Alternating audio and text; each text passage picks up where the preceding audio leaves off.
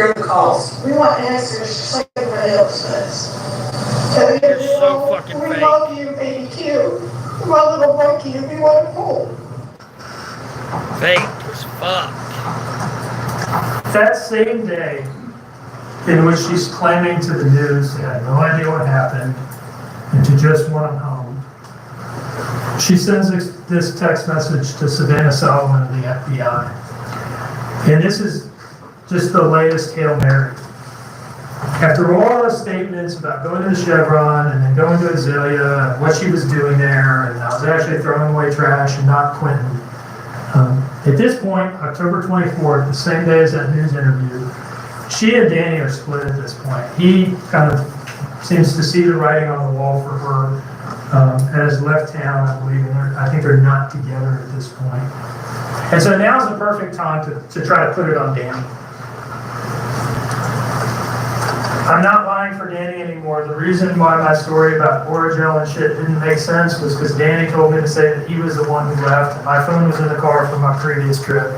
And the reason she says that is her phone GPS puts it in the dumpsters too, not just the video.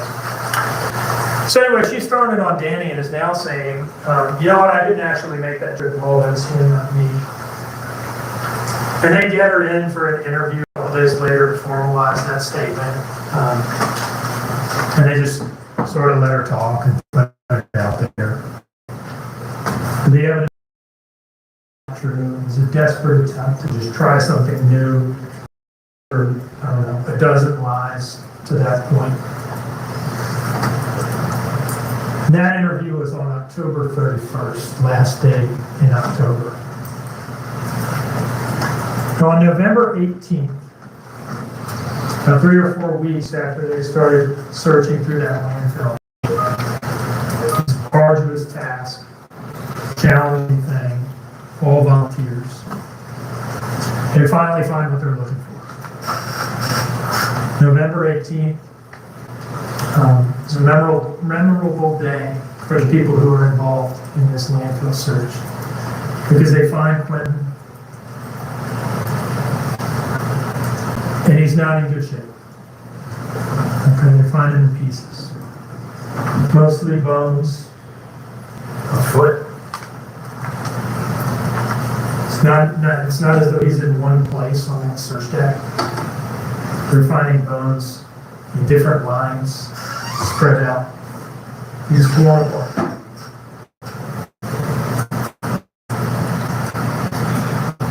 They send Quinton's remains up to the FBI lab in Quantico, Virginia. I actually showed a picture of one of the bones. That's crazy. Sad. Virginia, where DNA analysis is done, and they confirm what everybody already knew, is that this is Quinton.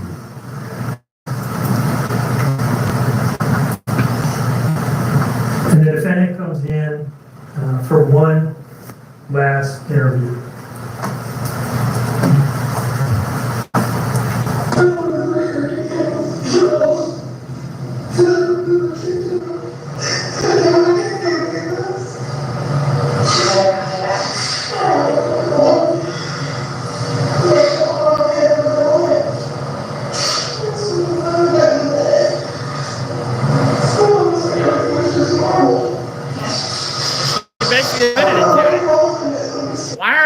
A trial if she admitted to it already.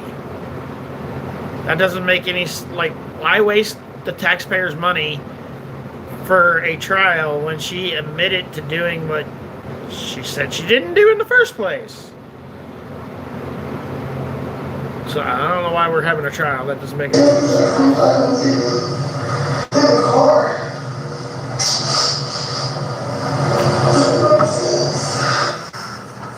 So that's where she ends up.